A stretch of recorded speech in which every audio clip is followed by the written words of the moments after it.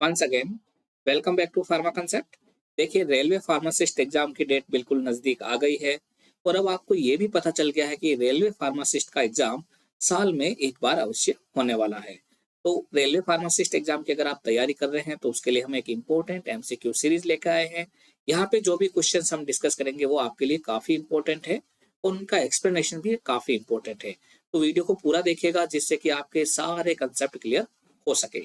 चलिए, आपको मैं फिर से बता देता हूँ कि अगर आप एग्जाम की तैयारी कर रहे हैं तो आप फार्मा कंसेप्ट ऐप डाउनलोड कर सकते हैं और वहां पे हमारी live classes, recorded classes, important exam में आने वाले क्वेश्चंस की टेस्ट सीरीज और साथ ही साथ मॉक टेस्ट जो एग्जाम से जस्ट पहले कंडक्ट होते हैं उनको आप अटेंड कर सकते हैं। अभी जैसे रेलवे फार्मासिस्ट एग्जाम का जो पेज है वो चल रहा है लाइव और वहां पे जो अभी 30 अप्रैल को मॉक एग्जाम होने वाला है उसके मॉक टेस्ट भी चल रहे हैं, तो आप उन टेस्ट को देखकर अपनी तैयारी और भी बेहतर कर सकते हैं। तो चलिए यहाँ पे हम बात करते हैं इंपोर्टेंट एमसीक्यू सीरीज के पहले क्वेश्चन के बारे में।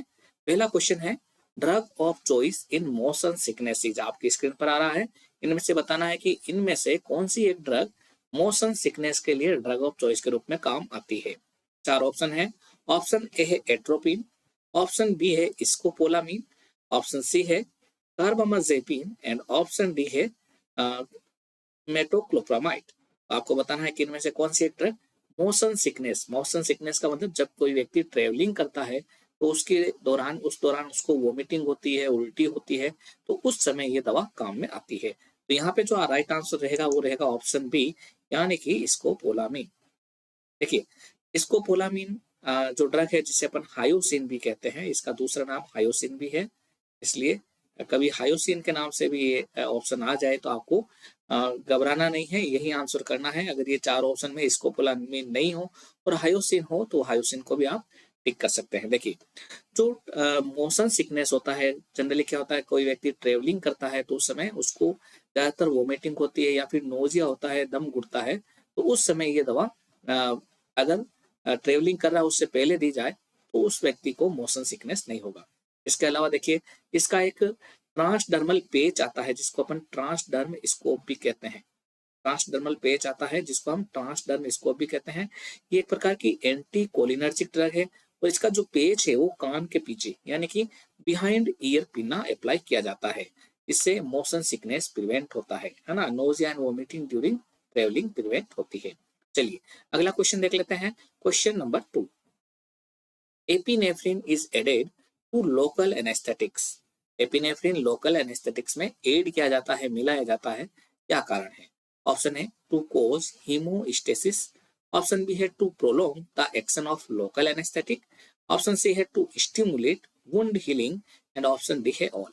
आपको बताना है कि लोकल एनेस्थेटिक्स में एपिनेफ्रिन क्यों ऐड किया जाता है। तो यहाँ पे जो आपका आंसर रहेगा वो क्या रहेगा, वो आंसर रहेगा ऑप्शन बी। क्या रहेगा, ऑप्शन बी, यानी कि to prolong the action of local anaesthetic. देखिए, लोकल एनेस्थेटिक का मतलब क्या होता है, ऐसे एनेस्थेटिक्स जो लोकली लगाए जाते हैं। लोकली का मतलब अगर मान लो किसी के अंगूठे के अंदर मान लो सर्जरी करनी है या दांत के अंदर सर्जरी करनी है या यानी पर्टिकुलर एरिया में करनी है तो उसी पार्ट को अगर शून्य किया जाए, एनेस्थेसाइज किया जाए, तो उसको अपन वहां पे जो एनेस्थेसिया लगाते हैं उसको अपन बोलते हैं लोकल एनेस्थेटिक। इसके साथ में एपिनेफ्रिन, एपिनेफ्रिन का दूसरा नाम क्या है, एड्रेनलिन। क्या है, एड्रेनलिन। देखिए, एड्रेनलिन का एक क्वेश्चन और भी बनता है, मैं भी आपको बताऊंगा। एपिनेफ्रिन को उसके अंदर मिलाया जाता है क्योंकि ये क्या करता है, वहां के एरिया को कंस्ट्रिक्ट कर देता है, वेसो कंस्ट्रिक्शन करता है, वेसल्स को कंस्ट्रिक्ट करता है, जिससे कि लोकल एनेस्थेटिक है वो दूसरी जगह नहीं जाए, वो उसी जगह पे रहे और अपना एक्शन वही उसी पर्टिकुलर एरिया में करे। ठीक है ना। तो ये लोकल एनेस्थेटिक के एक्शन को प्रोलोंग करता है, बढ़ाता है, इसलिए इसको अपन मिलाते हैं। एक प्रकार से ये सिनर्जिस्टिक एक्शन शो करता है। एड्रेनलिन का दूसरा उपयोग क्या है, काफी पूछा जाता है। एड्रेनलिन जनरली किस में काम में लिया जाता है, किस में काम में लिया जाता है। चलिए, आपको मैं इस क्वेश्चन के बाद में इसका आंसर बताऊंगा। आपको ये कमेंट बॉक्स में लिख के बताना है कि एड्रेनलिन किस लिए ड्रग ऑफ चॉइस, किसके लिए ड्रग ऑफ चॉइस मानी जाती है। आपको जल्दी से इसका कमेंट बॉक्स में आंसर लिख के बताना है, एड्रेनलिन इनमें से किसके लिए ड्रग ऑफ चॉइस के रूप में काम आती है। जल्दी से बताइएगा। आ रहा है किसी को आंसर, कमेंट बॉक्स में लिखा है क्या किसी ने। चलिए, मैं ही बता देता हूँ। एड्रेनलिन जनरली एनाफाइलेक्टिक शोक, जब कभी भी किसी व्यक्ति को एनाफाइलेक्टिक शोक होता है तो वहां पे एड्रेनलिन ड्रग ऑफ चॉइस के रूप में काम में नहीं ली जाती है। ये क्वेश्चंस भी कई बार एग्जाम में पूछा गया है। एनाफाइलेक्टिक शॉक होता है तब ये ड्रग काम में ली जाती है, एक प्रकार की इमरजेंसी ड्रग कहलाती है, इमरजेंसी ड्रग कहलाती है। चलिए अगला क्वेश्चन है question number 3, tick the incorrect. आपको इनमें से जो भी इनकरेक्ट ऑप्शन लग रहा है उसको टिक करना है। 4 ऑप्शन है आपके सामने। ऑप्शन ए है typhoid, Salmonella typhi. Option B है amoebiasis and amoeba histolytica. Option C है gonorrhoea, Wuchereria bancrofti and option D है सिफिलिस ट्रेपोनेमा पेलिडम। आपको बताना कि इनमें से इनकरेक्ट क्या है। देखिए एक तरफ तो डिजीज का नाम है, दूसरी तरफ उसका पॉजिटिव एजेंट है। देखिए टाइफाइड साल्मोनेला टाइफी से ही होता है, राइट है। अमीबियासिस एंड अमीबा हिस्टोलाइटिका से होता है, ये भी करेक्ट है। सिफिलिस ट्रिपेनोमा पेलिडम से होता है, ये भी करेक्ट है। देखिए आपको ध्यान रखना है, यहाँ पे आपको ये ध्यान रखना है कि सिफिलिस का पॉजिटिव एजेंट क्या है, ट्रिपोनेमा पेलिडम। ये क्वेश्चन भी पूछा जाता है एजीटीज। एमीबियासिस का क्या है, एंट अमीबा हिस्टोलाइटिका, ठीक है। ऐसे ही गोनोरिया का क्या है, ये देखिए इनकरेक्ट है। गोनोरिया का जो पॉजिटिव एजेंट है वो क्या रहेगा, नाइजीरियाई गोनोरियाई, नाइजीरियाई गोनोरियाई। और ये वाउचेरिया बेनक्रोप्टाई फिर किसका होगा, वाउचेरिया बेनक्रोप्टाई होगा आपका फिलेरियसिस का, जिसे अपन एलिफेंटेसिस भी कहते हैं, हाथी पांव भी कहते हैं। फिलेरियसिस को अपन एलिफेंटेसिस भी कहते हैं और हाथी पांव भी कहते हैं। ये वाउचेरिया बेनक्रोप्टाई से होता है। तो यह वाला ऑप्शन यहाँ पे इनकरेक्ट है, यहाँ पे आंसर ऑप्शन सी रहेगा। चलिए अगला क्वेश्चन देख लेते हैं, question number 4, tick the incorrect. Vitamin C scurvy, vitamin B one beriberi, vitamin A loss of vision and vitamin D anaemia. आपको बताना है कि इनमें से कौन सा एक इनकरेक्ट पेयर है। एक तरफ विटामिन का नाम, दूसरी तरफ उनकी डेफिशिएंसी डिजीज के बारे में लिखा हुआ है। तो यहाँ पे जो आपका आंसर रहने वाला वो है option D, vitamin D anaemia. देखिए विटामिन सी से स्कर्वी डिजीज होता है, जिसके अंदर मसूड़ों के अंदर स्वेलिंग वगैरह आ जाती है, ठीक है। विटामिन बी1 में बेरी बेरी होता है, ठीक है। विटामिन ए में लॉस ऑफ विजन होता है, रतौंधी भी बोलते हैं इसे। विटामिन डी की डेफिशिएंसी से क्या होता है, बोन के अंदर पेन होता है, मसल्स के अंदर वीकनेस आ जाती है। और एनीमिया किसकी वजह से होता है, एनीमिया आपका आयरन की डेफिशिएंसी, विटामिन बी12 की डेफिशिएंसी या फिर फोलिक एसिड की डेफिशिएंसी से होता है। कौन कौन सा एनीमिया किस किस की वजह से होता है, अगर आपको ये देखना है तो आप हमारी लाइव क्लासेस देख सकते हैं। चलिए अगला क्वेश्चन देखते हैं, question number 5, optic neuritis and peripheral neuritis are the chief adverse effect of respectively। आपको बताना है कि ऑप्टिक न्यूराइटिस और पेरिफेरल न्यूराइटिस इनमें से किसके मेन एडवर्स इफेक्ट है। ऑप्शन ए है इथाम्ब्यूटोल एंड आइसोनियाजिड, ऑप्शन बी है आइसोनियाजिड एंड इथाम्ब्यूटोल, ऑप्शन सी है isoniazid and rifampicin and option D है रिफाम्पिसिन एंड आइसोनियाजिड। यहाँ पे ऑप्टिक न्यूराइटिस क्या हो, किससे होता है ये पहले बताना है, और पेरिफेरल न्यूराइटिस किससे होता है उसको सेकंड ड्रग से बताना है। तो यहाँ पे आपका आंसर ऑप्शन ए रहेगा। देखिए ऑप्टिक न्यूराइटिस इथाम्ब्यूटोल की वजह से होता है, इसीलिए इथाम्ब्यूटोल कभी भी बच्चों के अंदर नहीं दिया जाता है, क्योंकि बच्चों को पता नहीं चलता है कि उनमें कलर में देखने में प्रॉब्लम हो रही है कि नहीं हो रही है। इसलिए ऑप्टिक न्यूराइटिस की वजह इथाम्ब्यूटोल की वजह से होने के कारण ये बच्चों में अवॉइड किया जाता है। और पेरिफेरल न्यूराइटिस आपका आइसोनियाजिड के कारण होता है, इसलिए जब कभी भी आइसोनियाजिड देते हैं तो पेरिफेरल न्यूराइटिस से बचने के लिए आइसोनियाजिड के साथ में pyridoxine, vitamin B6, vitamin B6 isoniazid के साथ में दिया जाता है, जिससे कि उस पेशेंट को पेरिफेरल न्यूराइटिस नहीं हो। क्योंकि देखिए आइसोनियाजिड है, इथाम्ब्यूटोल है, ये दवा ट्यूबरकुलोसिस की दवा है, एंटी ट्यूबरकुलोसिस ड्रग की कैटेगरी में आती है। और जो ट्यूबरकुलोसिस का ट्रीटमेंट है वो लगभग 6 महीने कम से कम चलता है, 6 महीने से 7 महीने, 8 महीने, 9 महीने। अगर कोई व्यक्ति आइसोनियाजिड लगातार 6 महीने ले रहा है और विदाउट पायरिडोक्सिन लेगा तो पेरिफेरल न्यूराइटिस उसको बहुत ही ज्यादा हो जाएगा। इसलिए जब कभी भी आइसोनियाजिड देंगे उसको तो हमेशा पायरिडोक्सिन साथ में देंगे। ये क्वेश्चन भी एग्जाम में पूछा जाता है कि इनमें से पायरिडोक्सिन कौन सी ड्रग के साथ में दिया जाता है, तो आइसोनियाजिड के साथ में दिया जाता है। क्यों दिया जाता है, पेरिफेरल न्यूराइटिस से बचने के लिए। और इथाम्ब्यूटोल बच्चों में क्यों प्रिफर नहीं किया जाता है, क्योंकि इससे ऑप्टिक न्यूराइटिस होता है। जो बच्चे 1 साल से नीचे हैं या 2 साल से नीचे हैं, उनको कलर में डिफरेंशिएट में पता नहीं चल पाता है। तो जब कभी भी उनको ऑप्टिक न्यूराइटिस होता है तो वो कह नहीं पाते हैं कि मेरे को कलर देखने में प्रॉब्लम आ रही है, विजन में प्रॉब्लम आ रही है। तो इसलिए अथमोबुटोल को बच्चों के अंदर नहीं दिया जाता है। चलिए अगला क्वेश्चन देखते हैं, question number 6। Jesuit's bark is the synonym. आपको भाई ये बताना है कि जेसूट्स बार्क किसका सिनोनिम है। Option A cinnamon, option B कुची, option C cinchona and option D है अश्वगंधा। तो यहाँ पे आपका आंसर रहेगा ऑप्शन सी यानी कि सिनकोना। देखिए जेसूट्स बार्क किसका सिनोनिम है, सिनकोना का। सिनकोना बार्क, सिनकोना बार्क भी कहा जाता है, पेरुवियन बार्क भी कहा जाता है, या फिर चाइना बार्क भी कहा जाता है। अब ये ऑप्टेन कहाँ से होता है सिनकोना? सिनकोना ऑप्टेन होता है सिनकोना ऑफिसिनेलिस प्लांट से। सिनकोना ऑफिसिनेलिस और इसकी फैमिली है रूबिएसी। ये क्वेश्चन काफी पूछा जाता है कि सिनकोना की फैमिली क्या है, तो फैमिली है रूबिएसी। देखिए इसको भी याद कर लीजिएगा, रूबिएसी इसकी फैमिली है। ये क्वेश्चन काफी बार पूछा गया। अब देखिए सिनकोना से कहाँ काम आता है सिनकोना? सिनकोना आपका एंटी मलेरियल ड्रग है, क्योंकि इससे क्यूनिन मिलता है। क्यूनिन, क्यूनिडीन, क्यूनिडीन काम आता है आपका। देखिए क्यूनिन तो आपका एंटी मलेरियल है, ये भी पूछा जाता है, क्यूनिन एंटी मलेरियल है। जबकि क्यूनिडीन क्या है? क्यूनिडीन आपका कहाँ काम आता है, जल्दी से बताइएगा। कार्डियक डिजीज में काम आता है। कहाँ काम आता है? आप मेरे को जल्दी से कमेंट बॉक्स में इसका आंसर लिख के बताएंगे, क्योंकि मैंने आपको हिंट दे दिया है। क्यूनिडीन आपका कार्डियक में है, कार्डियक ड्रग है। तो ये कहाँ पे काम आएगी, इसका आंसर आपको कमेंट बॉक्स में लिख के बताना, ठीक है। जो जितना जल्दी बताएगा उसका उसके बारे में मेरे को बहुत ही जल्दी पता चल जाएगा। जो भी बताना चाहते हैं इसका काम कहाँ आता है, कौन सी कैटेगरी की ड्रग है, सब कुछ आपको इसका डिटेल में कमेंट बॉक्स में लिख के इसका आंसर बताना। चलिए ये हमेशा आपका बार्क या फिर स्टेम और प्लांट से ऑब्टेन किया जाता है। चलिए अगला क्वेश्चन है, एंटासिड कोजिंग लग्जेटिव इफेक्ट। आपको ये बताना है कि इनमें से कौन सा एक एंटासिड है जो कि लग्जेटिव इफेक्ट देता है। लग्जेटिव इफेक्ट का मतलब दस्तकारी, जिससे कि दस्त लूज मोशन टाइप में होने लगता है। ऐसा कौन सा एक एंटासिड है जिससे लग्जेटिव इफेक्ट आता है? 4 ऑप्शन है। पहला ऑप्शन है एल्यूमिनियम हाइड्रोक्साइड जेल, जिसे AlOH3 भी कहते हैं। दूसरा है कैल्शियम कार्बोनेट CaCO3। तीसरा magnesium trisilicate 2MgO 3SiO2 XH2O। And चौथा ऑप्शन है एल्यूमिनियम फॉस्फेट AlPO4। तो यहाँ पे आपका आंसर क्या आएगा? इनमें से लग्जेटिव इफेक्ट कौन सा होगा? सबसे पहले अपन एंटासिड के बारे में बात कर लेते हैं। देखिए यहाँ पे आपका आंसर ऑप्शन सी आएगा।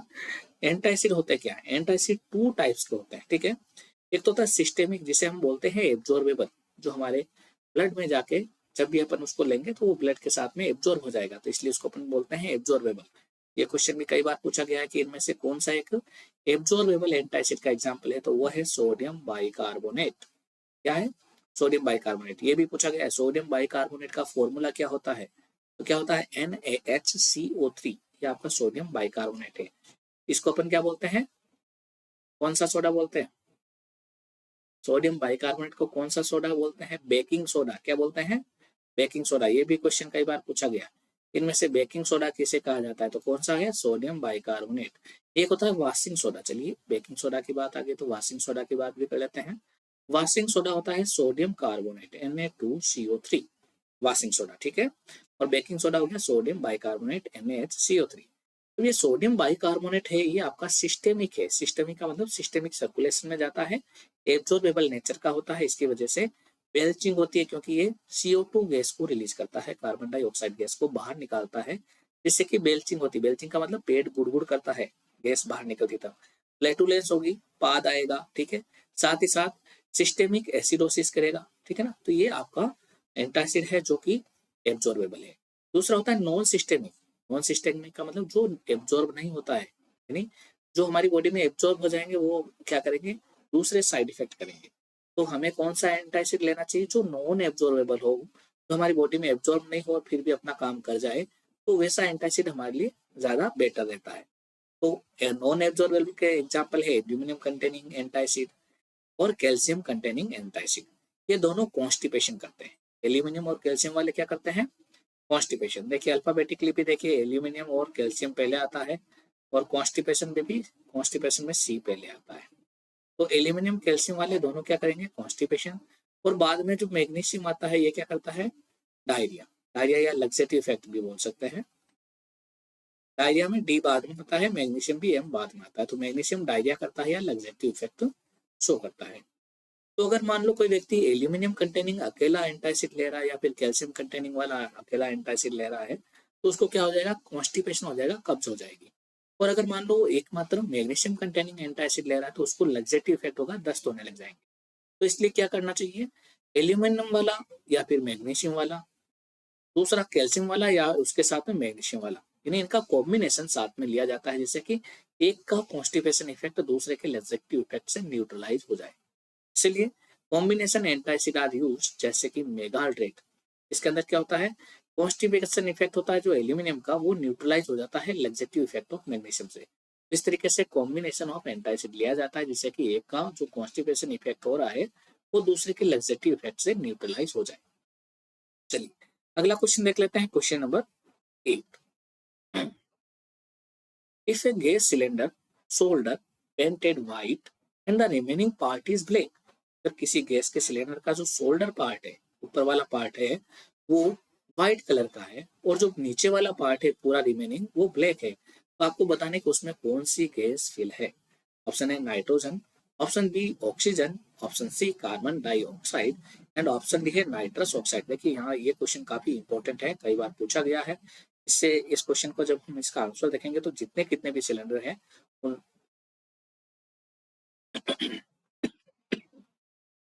उन सब उन सब के कोड के बारे में देख लेंगे, ठीक है ना, कलर कोड पता चल जाएगा। चलिए इसका आंसर देख लेते हैं। यहाँ पे आंसर देगा ऑप्शन बी ऑक्सीजन। अगर हम ऑक्सीजन की बात करें तो ऑक्सीजन का जो शोल्डर पार्ट है वो व्हाइट रहेगा और रिमेनिंग पार्ट ब्लैक रहेगा। नाइट्रोजन की बात करें तो शोल्डर पार्ट ब्लैक रहेगा और रिमेनिंग पार्ट ग्रे रहेगा। कार्बन डाइऑक्साइड की बात करें तो पूरा का पूरा सिलेंडर आपका ग्रे पेंट रहेगा, जबकि नाइट्रस ऑक्साइड का पूरा सिलेंडर आपका ब्लू पेंटेड कलर का रहेगा। ये चारों कलर आपको याद रखने हैं। ऑक्सीजन में क्या होता है, ब्लैक एंड व्हाइट, क्या होता है, black and white, white shoulder part और ब्लैक रिमेनिंग पार्ट। जबकि नाइट्रोजन में ब्लैक एंड ग्रे, ब्लैक ऊपर वाला और ग्रे नीचे वाला। CO2 में पूरा का पूरा ग्रे और नाइट्रस ऑक्साइड में पूरा का पूरा। देखिए एटमॉस्फेयर की बात करें तो सबसे ज्यादा एटमॉस्फेयर में जो परसेंटेज में गैसेज रहती है वो आती है नाइट्रोजन 78.08%, फिर होती है oxygen 20.94%, then argon 0.93% and last CO2 carbon dioxide 0.03%। देखिए जब अपन पल्मोनरी किसी पेशेंट का पल्मोनरी डैमेज हो जाता है तो हमेशा क्या करते हैं, सीवियर पल्मोनरी डैमेज होने पर ऑक्सीजन और हीलियम का मिक्सचर उसे दिया जाता है 21:79 में। ठीक है, यहाँ पे देखिए ये क्वेश्चन और पूछा जाता है, जो कार्बन डाइऑक्साइड होती है उसका अगर फ्रोजन फॉर्म काम में ली जाए, फ्रोजन फॉर्म का मतलब फ्रीज किया हुआ फॉर्म काम में लिया जाए तो उसको अपन बोलते हैं ड्राई आइस। क्या बोलते हैं, ड्राई आइस। कई बार पूछा गया है ड्राई आइस के अंदर कौन सी गैस होती है, तो कौन सी होती है, frozen form of CO2, carbon dioxide की फ्रीज की भी फॉर्म आपकी ड्राई आइस कहलाती है। ऐसे ही लिक्विड नाइट्रोजन गैस जिसका बॉइलिंग पॉइंट -196 डिग्री सेल्सियस है, वो आपका क्रायो सर्जरी में काम आती है। ये क्वेश्चन भी कई बार पूछा गया है कि इनमें से कौन सी गैस क्रायो सर्जरी में काम में आती है। देखिए मैं आपको फिर से बता देता हूँ, अगर आप railway pharmacist exam, Rajasthan pharma assistant exam या फिर किसी भी फार्मासिस्ट एग्जाम की तैयारी कर रहे हैं तो आप हमारा ऐप फार्मा कंसेप्ट डाउनलोड कर सकते हैं। वहाँ पे हमारी live classes, recorded classes, test series और जितने भी PDF नोट्स वगैरह जो भी अवेलेबल है वहाँ पे वो आसानी से डाउनलोड कर सकते हैं और अच्छे से अपनी तैयारी कर सकते हैं। अभी सभी बैचों पर 40% मिनिमम डिस्काउंट ऑफर चल रहा है, तो आप उसे जरूर ज्वाइन करें जिससे कि आप उस डिस्काउंट का लाभ उठा सकें। चलिए अगला क्वेश्चन देखते हैं, question number 9। A rich source of vitamin C, आपको बताना है कि इनमें से विटामिन सी का रिच सोर्स कौन सा है। Option A Ocimum sanctum, option B Azadirachta indica, option C Allium sativum and option D है अम्बिलिका ऑफिसिनेलिस। यहाँ पे आपका आंसर रहेगा ऑप्शन डी अम्बिलिका ऑफिसिनेलिस, जिसे हम आंवला भी कहते हैं। क्या बोलते हैं, आंवला। आंवला का बोटनिकल नेम है अम्बिलिका ऑफिसिनेलिस। देखिए आंवला फ्रूट ऑप्टेन फ्रॉम अम्बिलिका ऑफिसिनेलिस, इसकी फीमेल होती है यूफोर्बिएसी। काफी इंपॉर्टेंट है, फैमिली क्या होती है, यूफोर्बिएसी, और ये विटामिन सी का रिच सोर्स है। अगर हम दूसरे प्लांट की बात करें तो जैसे तुलसी, इसका बल्ब काम में हम लेते हैं ये ऑब्टेन किया जाता है ओसीमम सैंक्टम प्लांट से, इसकी फैमिली होती है लेबिएटी, और ये एंटीसेप्टिक और एक्सपेक्टोरेंट की तरह काम करता है। ऐसे ही नीम, नीम होता है उसकी बार्क, बार्क का मतलब छाल, लीव्स पत्तियां, स्टेम है ना तना, ये काम में लिया जाता है। इसका जो बोटनिकल नेम है वो है अजेडिरेक्टा इंडिका, फैमिली है मेलिएसी। ये आपका बीटर, टॉनिक और इंसेक्टिसाइड के रूप में काम में लिया जाता है। ऐसे ही गार्लिक, गार्लिक को हम बोलते हैं लहसुन है ना, ये बल्ब से ऑब्टेन किया जाता है और प्लांट का नाम है एलियम सटाइवम, ठीक है। इसकी फैमिली है लिलियसी, ये आपका कार्मिनेटिव और एंटी एथरोजेनिक होता है। ऐसे ही ब्राह्मी, एक प्लांट होता है ब्राह्मी, जो बकोपा मोनेरी प्लांट से ऑब्टेन किया जाता है, यहाँ से ये ब्रेन टॉनिक के रूप में काम में आता है। तो कुछ इंपॉर्टेंट प्लांट के बारे में हमने यहाँ पे एक एक क्वेश्चन से डिस्कस कर लिया। यहाँ से इन प्लांट की कोई किसी प्लांट का बोटनिकल नेम, किसी की फैमिली या फिर किसी का यूज एग्जाम में पूछा जा सकता है। आप इन सभी इंपॉर्टेंट प्लांट के बारे में जरूर लर्न कर लें, ठीक है। चलिए अगला क्वेश्चन देखते हैं, question number 10। Cancer chemotherapy and radiation induced vomiting is treated with. आपको बताना है कि इनमें से कैंसर कीमोथेरेपी और रेडिएशन इंड्यूस वोमिटिंग किस टेबलेट से ट्रीट की जाती है। चार ऑप्शन है आपके सामने। ऑप्शन ए है ऑनडेनसिट्रॉन, ऑप्शन बी है डोमपेरिडोन, ऑप्शन सी है मेटोक्लोप्रामाइड एंड ऑप्शन डी है डाइसाइक्लोमिन। जल्दी से इसका आंसर दीजिएगा। कैंसर केमोथेरेपी या रेडिएशन इंड्यूस्ड वोमिटिंग होती है, उसके लिए कौन सी ड्रग ड्रग ऑफ चॉइस के रूप में काम आती है। आगे जाने से पहले मैं आपको एक बार फिर बता देता हूँ कि जो रेलवे फार्मासिस्ट एग्जाम का बैच है वो मात्र 1499 रुपए में है। अभी उस पर 40% डिस्काउंट ऑफर चल रहा है। 6 मंथ की वैलिडिटी है, जिसमें रिकॉर्डेड लाइव क्लासेज है, 3000 से ज्यादा इंपॉर्टेंट एमसीक्यूज है, ई नोट्स भी है, साथ साथ में फार्मा और नॉन फार्मा दोनों पोर्शन इंक्लूड है, जिसमें रीजनिंग है, मैथ्स है, ये इसकी भी क्लासेज इंक्लूड है। और अभी ये 1499 का जो बैच है वो 40% डिस्काउंट होने के बाद में मात्र 700-800 रुपए का पड़ रहा है। ऐसे ही राजस्थान फार्मा असिस्टेंट एग्जाम की बात, बैच की बात करें तो 1999 के रुपए में है ये बैच। इस पे भी अभी 40% डिस्काउंट चलता है। Recorded live classes, 3000 important MCQs, साथ ही साथ mock test, test series, pharma plus non pharma दोनों पोर्शन, जिसमें हिंदी ग्रामर वगैरह है, जीके है, जनरल अवेयरनेस के क्वेश्चन है, ई नोट्स है, सब कुछ इंक्लूड है। और जो भी हमारी फार्मेसी है उसका सबका लाइव और रिकॉर्डेड क्लासेस है, तो उसको भी आप ज्वाइन कर सकते हैं। ये मात्र आपको 1100-1200 रुपये में पड़ेगा आफ्टर डिस्काउंट। और इसके अलावा अगर आप कोई भी फार्मासिस्ट एग्जाम की तैयारी कर रहे हैं तो वो 899 में उसका बैच है। ये कुछ हमारे फार्मा कंसेप्टियंस है जिन्होंने एम्स 2023 में अपना झंडा परचम लहराया था। आपके सामने डिस्प्ले हो रहा है, ऑल इंडिया रैंक 1, 3, 8, 10, 14, 16, 21, 66, ये सब फार्मा कंसेप्ट के ही स्टूडेंट रहे हुए हैं। तो चलिए उस क्वेश्चन का आंसर देख लेते हैं। इस क्वेश्चन का आंसर रहेगा option A ondansetron. Drug of choice in chemotherapy and radiation induced vomiting क्या होता है? 5-HT3 blockers. 5-HT3 ब्लॉकर से एग्जांपल है ऑनडेनसिट्रॉन, ग्रेनिसिट्रॉन, डोलेसिट्रॉन, यानी जिसके पीछे सिट्रॉन लग गया, डोलेसिट्रॉन, पोलोनेसिट्रॉन, रेमोसिट्रॉन, ये सब के सब 5-HT3 ब्लॉकर्स होते हैं। 5-HT3 जो सीरोटोनिन रिसेप्टर है उसके ब्लॉकर्स होते हैं, ठीक है ना। ये अगर मान लो प्रेगनेंसी में किसी लेडीज को बहुत ही ज्यादा इमेसिस हो, बहुत ही ज्यादा वोमिटिंग हो, तब भी ये हाइपर इमेसिस में दिए जा सकते हैं। ऑनडेनसिट्रॉन को हाइपर इमेसिस और प्रेगनेंसी में भी दिया जाता है। इसमें जो लॉन्गेस्ट हाफ लाइफ का या मोस्ट पोटेंट है वो है पोलोनेसिट्रॉन, और शॉर्टेस्ट हाफ लाइफ का है ऑनडेनसिट्रॉन। तो इस तरीके से यहाँ पे आपका आंसर ऑप्शन ए ऑनडेनसिट्रॉन रहेगा। तो ये थी हमारी रेलवे फार्मासिस्ट एग्जाम की इंपॉर्टेंट क्वेश्चंस की सीरीज का पहला पार्ट। बहुत ही जल्दी हम इसका दूसरा पार्ट भी लेकर आएंगे। आप सारे पार्ट देखेगा। यूट्यूब चैनल हमारा जो फार्मा कंसेप्ट है उसको डाउनलोड सब्सक्राइब कर लीजिएगा, और फार्मा कंसेप्ट ऐप है उसको डाउनलोड करके अपनी तैयारी फार्मा कंसेप्ट के साथ में जरूर कीजिएगा। तो चलिए आज की क्लास यही कंप्लीट करते हैं, मिलते हैं अगली क्लास में। तब तक के लिए best of luck for exam and thanks.